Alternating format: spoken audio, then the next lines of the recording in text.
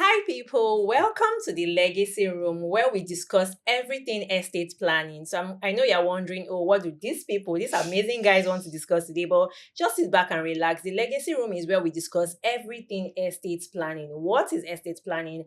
How do you go about planning your estate? And everything you can think of. I and my amazing friends will be discussing estate planning in a relaxed format. So just sit back, relax, and watch us. My name is Mutiat, but most people call me Capone, and I have Babi and some other people on set with me. But I'll just leave them to do the introduction. Over to you, Babi. Hello, people. My name is Edith Mba, but you can call me Ada. So I didn't know that you were Babi. I think I'm hearing that for the first time. So people call me Saro. Don't mind me. This is who I am. You can also call me Onkuro. Yeah, my name is Babatunde. They call me Babati. Thank you, Mutiat and Saru, for having us.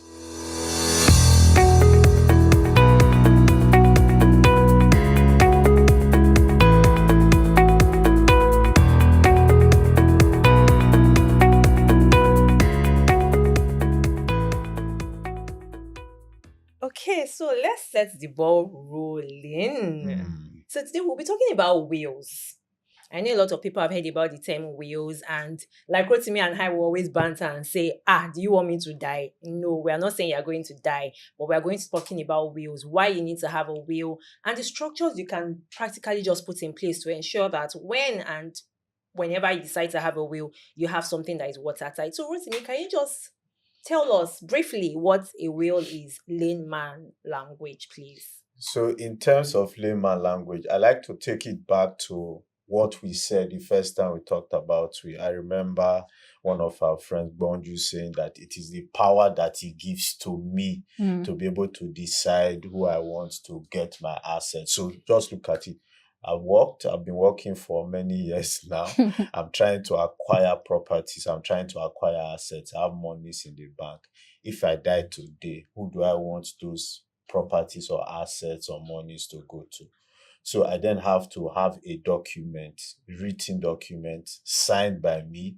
The knowledgeable people call it executed by me in the presence of two people. They call them witnesses. So it's basically all the instructions I put in that paper and I then execute it. It defines who I want to take over or get my assets when I'm no longer there. But the beautiful thing is, if I write it today, I am not dying tomorrow. So none of them is going to get it, maybe until 30, 40, 50, or 60 years' time. Okay. Do you have a will? Oh, yes, I do. Am I a beneficiary of your will? Lie. How come now, Saru? Who born you? I think it should be. And talking about, wills, to be honest, my first real introduction to wills was when I won't say I was that young. I was in my dad's room. My dad, as you know, it was 90 last October. When he was around 75, 76, I was in his room and I stumbled across a piece of paper on the floor. And my task then was to clean his room, of course. And then I picked up the paper and I saw that it was somebody's will. All right. Not your dad's. Not my dad's will. Okay. It was somebody's will. And of course, the person in question had died. They'd read his will, but the photocopy of the will, everything was just, maybe my dad was one of the executors. So I just sat down on the bed and I read. And after about 2 minutes, I was laughing hilariously. Wow. And for the first time, it came home to me the power that the dead can actually wield over the living via the instrumentality of the will. Because I felt, wow. So you can actually influence what happens in the real world, even though you are dead and buried. And that's one of the powers. And I imagine that that's something that Bonju was actually alluding to when he said all the powers that you have to say, no, after my death, everything will not just be scattered. Everything will not just go with the flow. It will go with how I want it to be. And I remember cracking a joke with my dad later on that, Daddy, when you grow old and die and write a will, please don't abuse me inside your will. If you don't want to give me anything, just say Tunde 0. Don't go and be abusing me. So then say why it's not giving you anything. It's because some of the things I found in the will were just hilarious. Like some of the kids that didn't make their dad happy while I sent you to New York to study. You didn't study. You went dropped into out after drugs. 2 years. I leave you, nothing. I was like, wow, this, and thankfully for those who, would decide, to write their will now, we have professionals, and with respect to FBN Quest Trustees, you guys, your excellent team at FBN Quest Trustees, these are things that you can actually grow over. I think you'll be able to help people jump over the pettiness to be a little bit. No, but unfortunately, you can't help people jump over that pettiness. Wow.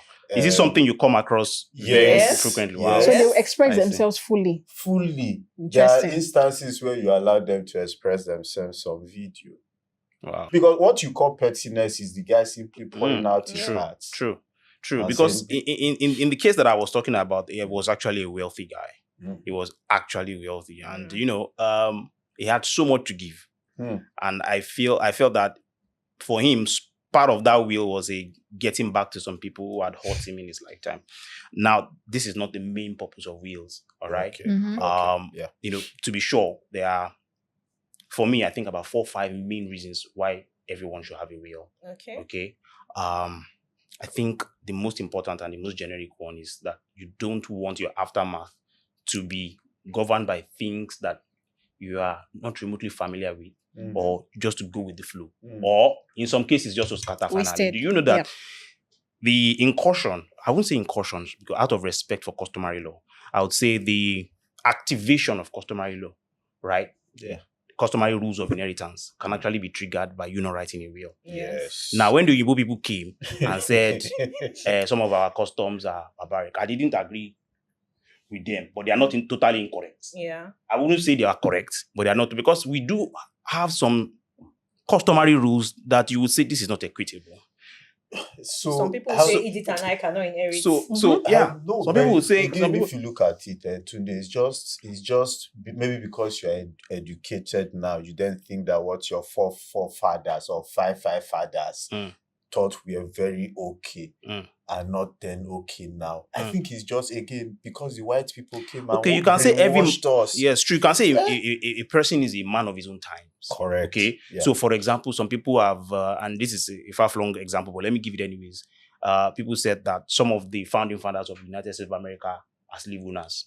So how then can they now be say they sat down and were writing Constitution and were writing that these truths are self-evident, that every woman being was born with no free. So, but look, again, they are men of their time. Yeah. So, but still, Rote, there are some things that are embedded in some customary laws that you would say, in terms of the fact that everyone needs those resources to get by, to survive, to thrive.